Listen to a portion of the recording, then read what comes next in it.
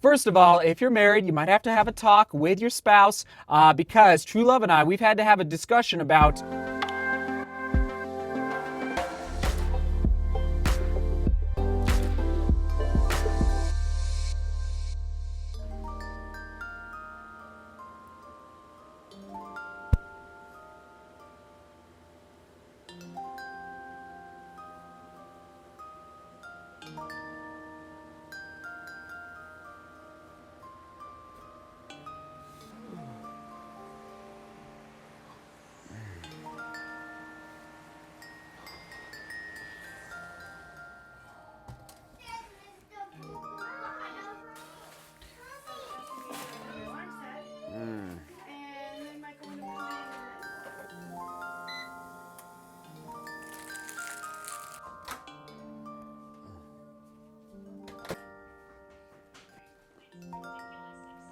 There it is, there it is. Good morning. Oh, yes, the art of sleeping and the art of waking up early in the morning to go run. All right, we're going to break it down today on the vlog. Oh, man. Well, you just witnessed a little bit of my sleep inside the room there, and I've got it down to a pretty good science at this point, so we'll break it down. All right, first, though, 10 miles today. Cruising through Denver, and it's gonna be hot, so I gotta get rolling. Oh man, hope you're doing well. Pardon the hair. Let's roll.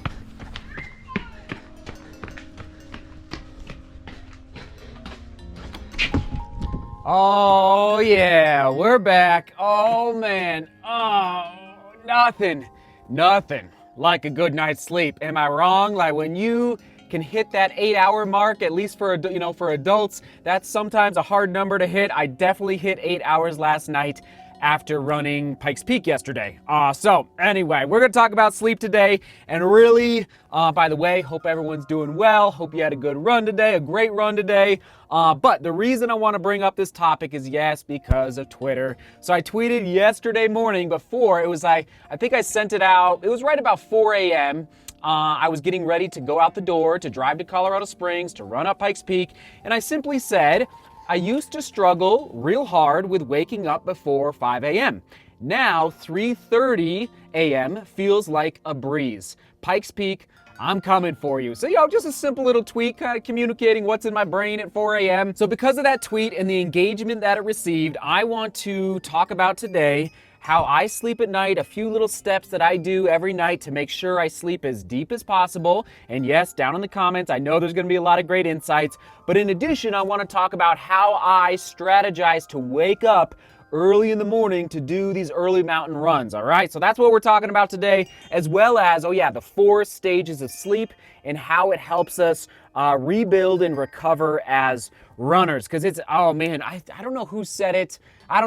But basically it's a quote about training is important, but recovery is actually even more important. And the most important component of recovery is sleep. Now, real quick, let's break down the 4 stages of sleep, okay? Stage number 1, the REM cycle, the rapid eye movement, when mental repairs happen in our brain. I've read it usually lasts between like 10 and 15 minutes and happens within the first 90 minutes of falling asleep, okay? That's the REM cycle, stage number 1, which is critical. And actually, well, if you're an ultra runner and you've done 100-mile races or long efforts in the mountains, once you start staying up past 24 hours, you start to hallucinate and your brain starts doing some crazy things. It doesn't happen to all runners. It's happened to me before. Oh, I won't get into that story. And stage number 2 happens in the first 2 hours of, I should have mentioned this, and this is based on an 8-hour, the research is based on an 8-hour night of sleep, okay? 8-hour night of sleep. So in the first 2 hours, the second stage is light sleep, when we consolidate our muscle memory, all right? That's key for runners. We're always working on our muscles, working on our motion, working on our running form, our plyometrics to help with explosive movement. So that's stage number 2, light sleep when we consolidate, and other things are happening as well, but this is connected directly to runners when we consolidate our muscle memory, all right? And stage number 3 is called deeper sleep, when human growth hormones, HGH, the natural kind, is released into our bodies, usually around that 3-hour mark, okay, roughly. Different for every person, but Gosh, I mean, so key. Oh yeah, and what does human growth hormone do? It helps rebuild our muscles. So if we're missing out on some of that HGH being released into our bodies, like we are not rebuilding our muscles. And this is what my coach in college used to always say, like, the more we sleep, the stronger we're gonna be, and the more our muscles and our bodies are going to recover. And last but not least, stage 4 is called simply deep sleep. All right, happens right around that 5 to 6 hour mark in the 8-hour cycle. And it's crazy, I didn't know this until recently, but in that stage of sleep, and who knows, maybe I was missing out on this stage in 2019 when I wasn't, like, there was probably one night a week when I was not hitting that 5 to 6 hour mark, and I was waking up, you know, between 4 and 5 hours. Not good. So it's what happens here is cortisol. There it is on your screen.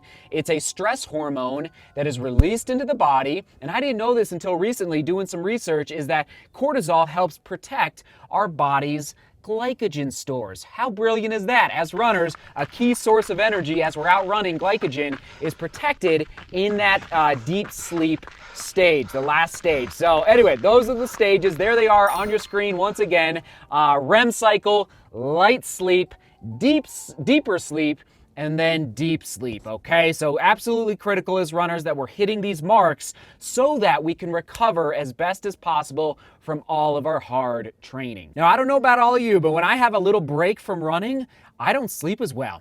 This is not the question of the day, but let us know down in the comments. Is that a common occurrence with other runners out there when you take that rest, you know, a week off or 2 weeks off of running? How do you sleep, okay? So for me, I don't sleep as well, and this is a little victory for the runners of the world and why I think, yes, all 7 billion people on earth should be runners, because I think we sleep better. I don't know about, like, when I'm running, especially at higher volumes, I fall asleep, I think it's about 15 minutes approximately. I'm usually so tired, I just pass out, and usually I don't wake up the entire night. First of all, if you're married, you might have to have a talk with your spouse, because True Love and I, we've had to have a discussion about, okay, am I gonna be the one who gets, like, basically the better sleep out of the two of us, especially with young children? And we've decided that I am gonna be the one that gets the better sleep because of my running and my high volume.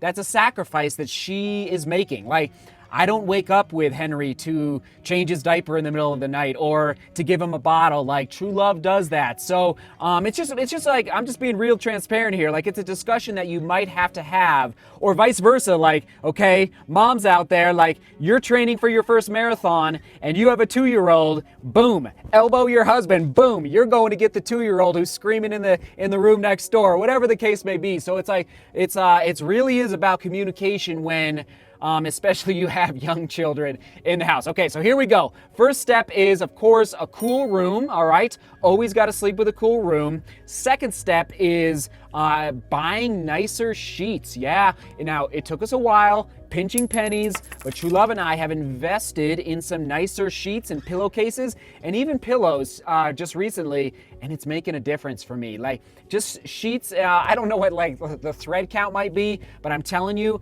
as comfortable as possible, and I am sleeping better as of late since we've invested. Now, it did, you know, it took a little bit of money, but it took, you know, it's all about the patience game, but it is helping with my sleep, okay? So step number 3 is the face mask. And yes, we do put cardboard. I know it's crazy. Someday we'll be able to afford those blackout blinds. Like, somebody can come in and install them correctly and do them really nice. But for now, we have, yes, cardboard in our windows to block out the sun or the moon or our neighbors' like security lights or whatever the case may be, just so there's no light coming into the room. Okay, so that's step number 3. Step number 4, and this is where the spouse conversation comes in, is I put earplugs in so I really don't hear much, and then a box fan really close to where I'm sleeping, okay? Now, how do I struggle with my sleep? Experts say you need to fall asleep at the same time and wake up at the same time. I don't do that. I really don't. Like, because, you know, partially because my days are all so different, editing can be different every single day and every single night. And then also obviously going to the mountains. So I wake up really early some days. So it just, I struggle with that one in a big, big way. Number 2, screen time. Usually at night is when I'm replying to Twitter questions or Snapchat questions. So that, I know all the experts say, like, don't look at your phone. Like, I think they say like an hour before you're trying to fall asleep.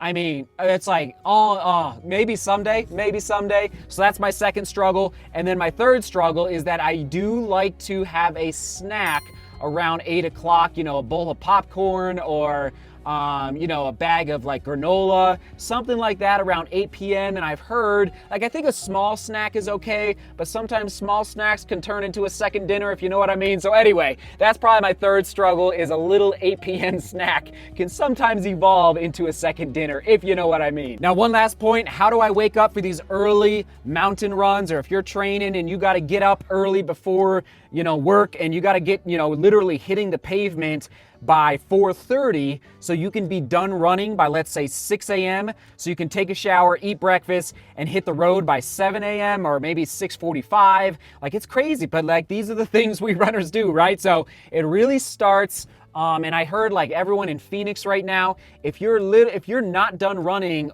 like, I think somebody said by like 6 a.m. or 6:30, like, it's just like too hot out, which just blows my mind. So anyway, I feel for everybody who lives in like really, really hot conditions. I don't know how you do it, but good work getting out the door before that, 4:30 or 5 a.m. mark. Okay, so how do I get out the door for these mountain runs? It starts 2 days before. If I don't wake up at 6 a.m., 2 days before, and then even the day before at 6 a.m., I cannot fall asleep the night before I'm actually gonna wake up. Like yesterday on Pikes Peak, I woke up at 3:30.